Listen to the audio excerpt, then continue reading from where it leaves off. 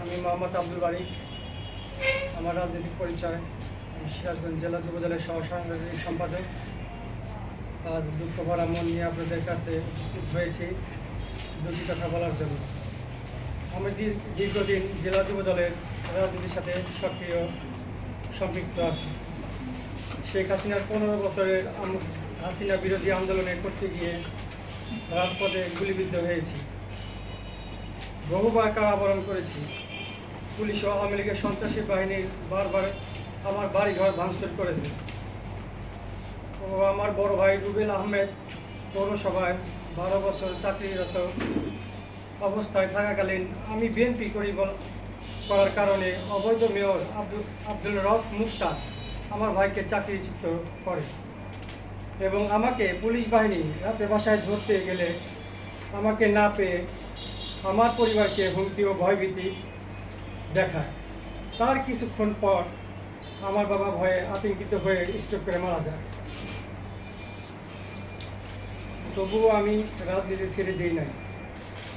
জোর কষ্টের সাথে আমাকে বলতে হচ্ছে, সিরাজগঞ্জ ছাত্র দলের সভাপতি জুনায়েদ হোসেন সবুজ একটি সংবাদ সম্মেলনে ভিডিও সামাজিক যোগাযোগ মাধ্যমে আমার দৃষ্টিগোচর হয়েছে।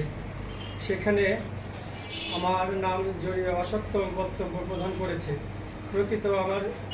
প্রকৃত সত্য এই যে গত 1 সেপ্টেম্বর বাংলাদেশ জাতীয়তাবাদী দল বিএনপি প্রতিষ্ঠা বার্ষিকী উপলক্ষে র্যালি অনুষ্ঠিত হয়। এই র্যালিতে জেলা বিএনপির সাধারণ সম্পাদক সাইদুর রহমান বাচ্চু চাচা নেতৃত্বে খান সাহেবের ঈদগাহ মাঠে হাজার হাজার বিএনপি কর্মীদের নিয়ে বক্তব্য প্রদান করে। মিছিল সহকারে ইসলামী কলেজ মাঠে উপস্থিত হয়ে সেই মিছিলে আমরা সক্রিয়ভাবে অংশগ্রহণ করি।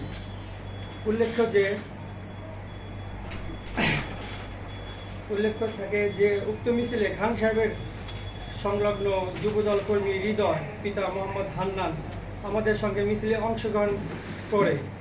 এতে ছাত্র দলের সভাপতি ক্ষিপ্ত হয়ে হৃদয়ের উপর হামলা করে তাকে বেদম প্রহার করে। সে মারাত্মক আহত হয়ে সদর হসপিটালে ভর্তি হয়।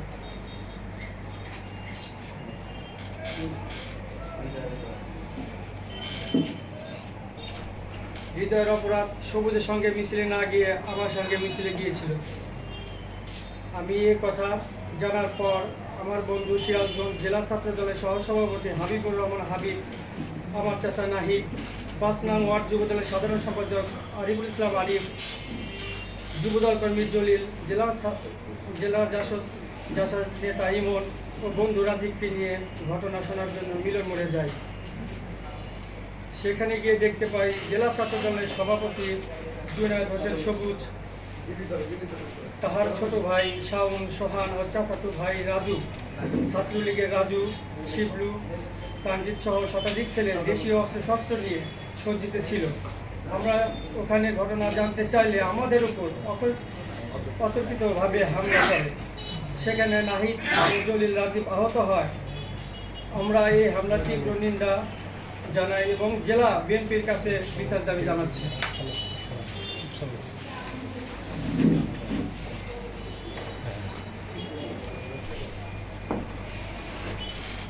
প্রিয় সাংবাদিকবৃন্দ, ছাত্র দলের সভাপতি সবুজ মিলন মোড়ে ইট বালু সিমেন্ট ব্যবসা করে 5ই আগস্টের পর থেকে সবুজ সহ তার ভাইরা ক্ষমতার দাপট দেখিয়ে এলাকার নিরীহ মানুষের বাড়ি নির্মাণ করতে গেলে জোরপূর্বক ভয়ভীতি দেখিয়ে ক্ষমতার প্রণবল দেখিয়ে দোকান থেকে মালামাল নিতে বাধ্য করে। বিষয়গুলো আমি সহ হাবিব, নাহিদ, আরিফ প্রতিবাদ করায় আমাদের সাথে বন্ধুত্বের সম্পর্ক অবনতি ঘটে। প্রিয় সাংবাদিকবৃন্দ, সবুজ পরিবার ওর ছোট ভাই শাওন এনসিপির প্রভাব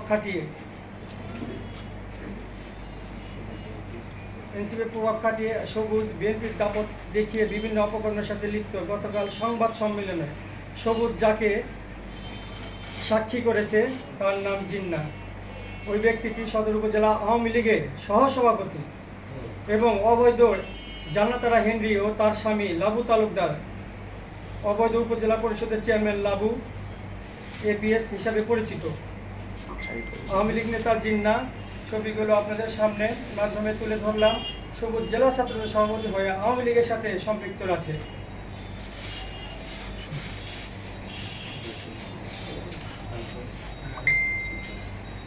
আমরা সবুজের চাচাতো ভাই রাজু ও ছাত্রলীগের কর্মী ছিল, তার প্রমাণ আমরা ভিডিওতে দেখাবো, ছবি আপনাদের কাছে দেব প্রমাণ সহ। আমার বন্ধু জলিল, ওকে বেদম মারপিট করা হয়েছে, তাকে আপনি একটু দেখেন, গলার অবস্থা দেখেন, এখনো গলার অবস্থা খুবই খারাপ।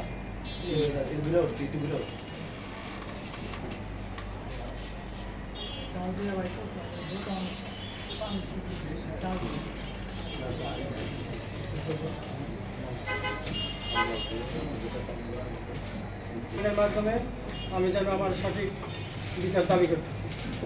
ধন্যবাদ সবাইকে।